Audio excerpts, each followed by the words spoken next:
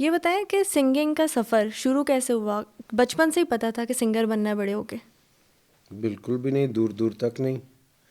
سب سے پہلے میں اسٹیج پہ تقریر کے سلسلے میں آیا تھا اور اسپیچز کیا کرتے تھے. پھر نعت شریف شروع ہوئی، پھر قومی ترانہ اسٹیج پہ جو ایک وہ بچوں کا گروپ ہوتا تھا اس میں بھی تھا.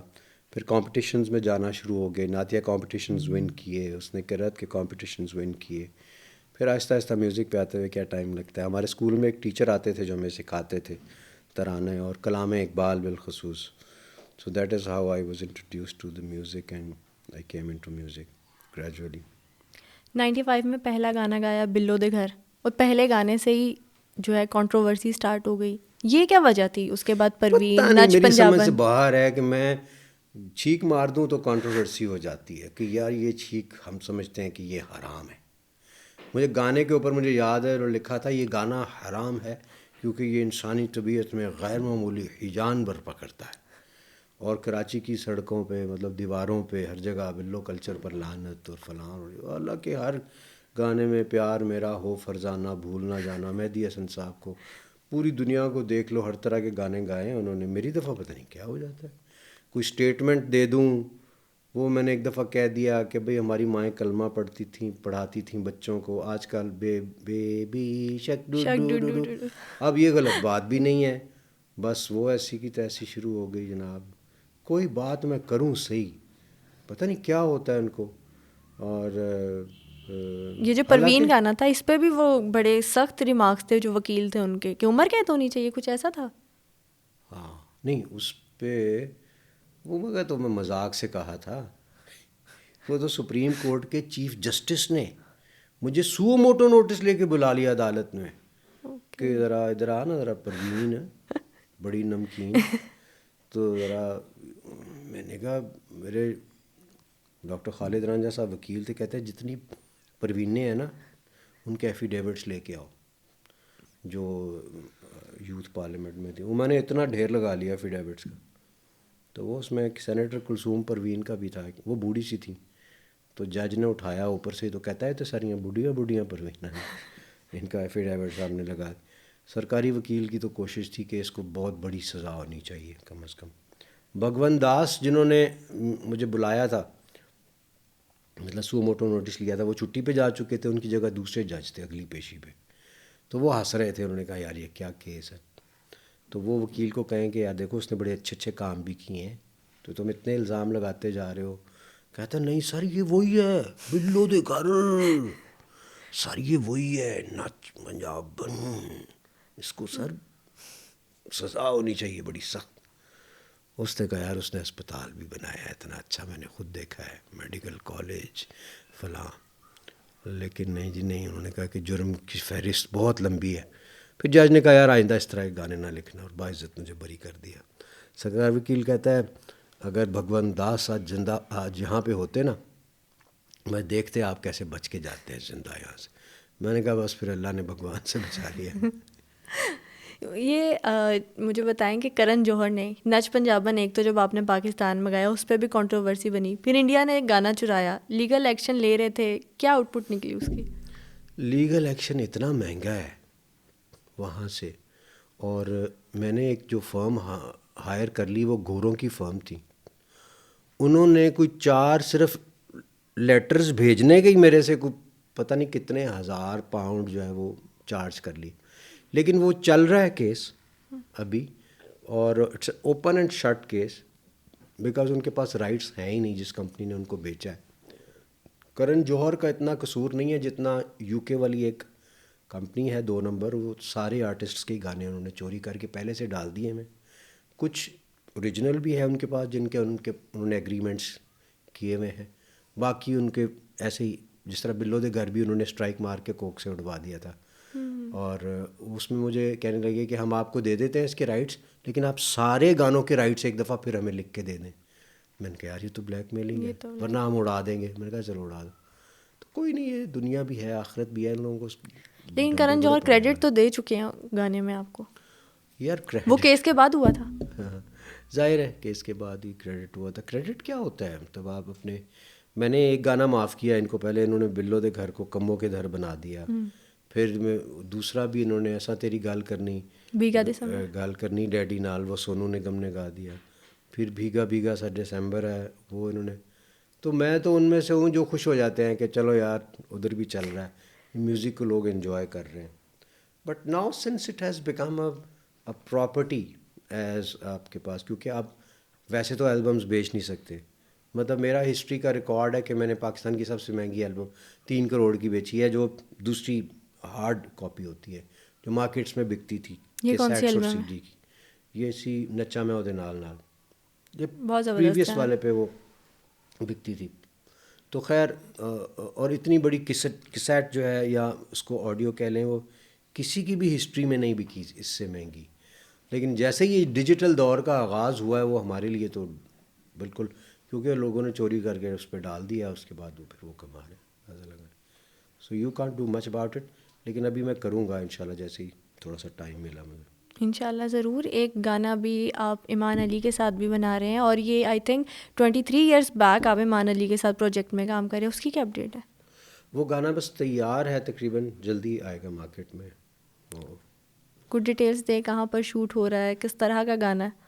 یہیں پہ شوٹ ہوا ہے. اصل میں ہر بندہ ہی یہاں پہ خلیفہ ہے، میں کیا کروں. جس بندے نے شوٹ کیا ہے، ایک اسد نامی لڑکا ہے، اس نے سرٹن اماؤنٹ میں میرے سے بات کی. اس کے بعد اس نے کہا کہ گانے پہ پیسے زیادہ لگ گئے. میں نے کہا آپ کی میری اس پہ بات ہوئی نہیں، 10 لاکھ مزید اس میں آپ کو دینے پڑیں گے. اب میں پھنس گیا ہوا تھا، میں نے 10 مزید دیے. پھر اس کے بعد گانا شوٹ ہوا، کہتا ہے میرے سے غلطی ہو گئی ہے، پیسے بہت زیادہ لگ گئے. تو میں نے کہا پھر، کہتا ہے 11 لاکھ اور دینے پڑیں گے. میں نے کہا اچھا. لاہور میں شوٹ کرنے کے وہ ہاں، مانگ رہا ہے. میں نے 11 لاکھ اور دے دیے اس کو، کیونکہ میں پھنس گیا ہوا تھا، بلیک میلنگ کر رہا تھا. اور اب گانا اس کے پاس ہے، اس نے مجھے اپنا ساؤنڈ، میں نے کہا تم اس کے بعد تو نہیں مانگو گے پیسے؟ تو نہیں مانگوں. تو کہتا ہے اچھا. وہ اس نے مجھے اپنا ساؤنڈ کلپ بھی بھیج دیا کہ اس کے بعد میرا کوئی لین دین نہیں ہے، اور یہ گانا میں آپ کو فلاں ڈیٹ تک بھیجوا دوں گا. اب میں نے کہا بھیجو. کہتا ہے اب مجھے نا مسئلہ یہ ہے کہ میرے پاس پیسے نہیں ہیں. تو وہ پیسے سچی بات ہے کہ استعمال ہو گئے، سیدھی بات ہے. تو آپ مجھے اتنے پیسے اور دیں تاکہ میں وہاں سے بنا کے آپ کو بھیجوں، نہیں تو آپ اس کمپنی کو ڈائریکٹ پیسے بھیج کے بھی منگوا سکتے ہیں. میں نے کہا یار تم کتنا بلیک میل کرو گے؟ کہتا ہے ابرار بھائی میں آپ کیا کروں گا، بچوں کی فیس دے چکا ہوں بھائی، میں اور کچھ نہیں کر سکتا، آپ میرے خلاف پرچہ کرا دیں. تو آپ نے اب وہ ایف آئی گانا آر اس کے کیوں نہیں پاس کروائی؟ پڑا ہوا ہے. میں کبھی کبھی سوچتا ہوں کہ یار یہ ہم لوگ کیسے ہیں، اس لیے ہم لوگ ترقی نہیں کرتے.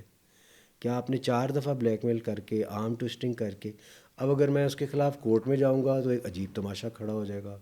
اس گانے کا ٹائٹل کیا ہے؟ رانو. سارے گانوں کے ٹائٹل پروین، چمکیلی، پنجاب، بلو، رانو، کیا ایسا کیا سوچتے ہیں آپ؟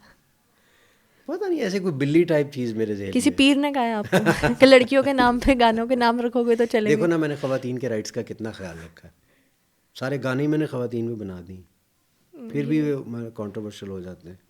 میں نے یہاں تک کہہ دیا کہ خواتین بھی بارات لے کے آ سکتی ہیں. آپ کے لیے ہے اچھی خبر کہ نہیں؟ بہت اچھی خبر ہے نا. آپ کا بھی دل چاہے گا گھوڑے پہ بیٹھ کے بارات لے کے آ رہی ہوں اور لڑکے کو بیاہ کے لے کے جا رہی ہوں. کتنی پازیٹیو بات ہے. ویسے بھی جس طرح کے لڑکے مارکیٹ میں آ رہے ہیں آج تک وہ دن دور نہیں ہے کہ بالکل ایسے لڑکیاں آئیں گی اور بیاہ کے لے جائیں گی. لڑکے تو اچھے آ ہی نہیں رہے اور مارکیٹ جس میں. طرح کی جو ہماری صحافی برادری کی لڑکیاں وہ تو ڈیفینیٹلی بیاہ کے لائیں گی لڑکا. وہ تو نہیں جائیں گی اس طرح بیٹھ کے آرام سے یوں دلہن بننا ہی، وہ لے آئیں گی جا کے. موٹیویٹ کر رہے ہیں آپ مجھے. موٹیویٹ کرنے کی ضرورت ہی نہیں ہے، ماشاءاللہ آپ پہلے ہی پتہ ہے آپ لوگوں کو سب. اچھا یہ اب بتائیں کہ گانا تو شوٹ ہو گیا، اس کی تو کوئی ریلیز ڈیٹ کا ابھی تک آپ نے اناؤنسمنٹ نہیں کی ہو کہ ایمان نے بھی اس میں ٹائم دیا ہے، آپ نے بھی اپنی انویسٹمنٹ کی ہے اس میں؟ ریلیز جب وہاں سے آئے گا میں خود ہی پیسے اس کو بھجوا کے منگوا لوں گا گانا، دیکھوں گا. بیچ میں ایمان بھی بیمار ہو گئی اور بیچاری وہ ہاف میں کر کے چھوڑ کے چلی گئی تھی. ایمان کو کیا ہوا؟ شی واز ان ویل، تو وہ گانا بیچ میں شی کوڈنٹ کنٹینیو. اور اس کے وہ بھی ڈائریکٹر سے ناراض تھی کہ تم نے نان پروفیشنل ہو اور تم نے ٹائم بہت لگا دیا. وہ ایک شاٹ پہ بڑا ٹائم لے رہا تھا بھی، وہ نان پروفیشنل. آئیڈیا تھا آپ کو پہلے کہ ایمان سکھ ہے تو ان کے ساتھ شوٹ کرتے ہوئے کچھ پرابلم ہوگی؟ نہیں مجھے نہیں پتا تھا. میں وہاں پہنچا تو مجھے اس کی اسپیچ سے بھی اندازہ ہو رہا تھا کہ شی وازنٹ ویل. پہلے تو میں نے سوچا شاید آئے ہے، لیکن وہ نہیں بیچاری, وہ شی از ناٹ ویل. ہوا اللہ کیا تعالیٰ اس کو صحت دے. ابھی رانوں کے علاوہ کوئی اور میوزیکل پروجیکٹ سوچ رہے ہاں, ہیں؟ ایک دو اور آ رہے ہیں, مجھے بڑے مزے کے لگ رہے ہیں. آئی ہوپ کہ لوگوں کو بھی اچھے لگیں گے.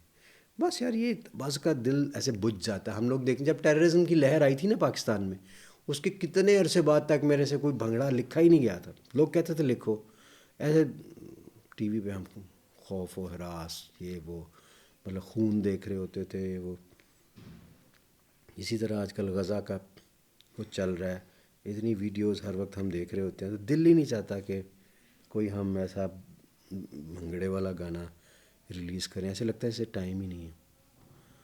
اللہ حالات بہتر کریں انشاءاللہ. کرنٹ جو ینگ سنگرس ہیں ان میں سے میل اور فیمیل کون سے آپ کو پسند ہے؟ ایک وہ مجھے بڑا اچھا لگتا ہے, وہ بالکل دبلا سا کراچی کا لڑکا, نہیں کوئٹہ کا ہے شاید, جس کا گانا بڑا ہٹ ہوا تھا, کہانی سنو. کہانی سنو. او ہاں, بہت اس کی مجھے عادت ہی بڑی اچھی لگی ہے. میری اس سے بات بھی ہوئی, ریحان صدیقی ہمارے پروموٹر اس نے کرائی. وہ اتنا ڈاؤن ٹو ارتھ ہے. ایسا ہونا چاہیے آرٹسٹ کو کہ اس سے اپنی اپنی والی وائب آئے. اور لڑکیوں میں مجھے کوئی اتنی یاد نہیں آ رہی کون کون ہے آج کل نئی. آئمہ بیگم. وہ تو پرانی ہوگی ماشاء اللہ آپ کا بھی. آپ سنگر ہیں, آپ کو زیادہ پتہ ہے. آپ صحافی ہیں, آپ کو زیادہ پتہ ہونا چاہیے. میں بس آپ کے گانے سنتی ہوں. ریئلی؟ یس. یہ ذرا نوٹ کر کے نا اس کو بار بار چلائیں, بار بار چلائیں. ابھی بار بار کیوں چلائیں, ابھی آپ گانا سنا دیں کوئی. اچھا, میرے سے سننے کے لیے کہہ رہے ہیں Yes. تو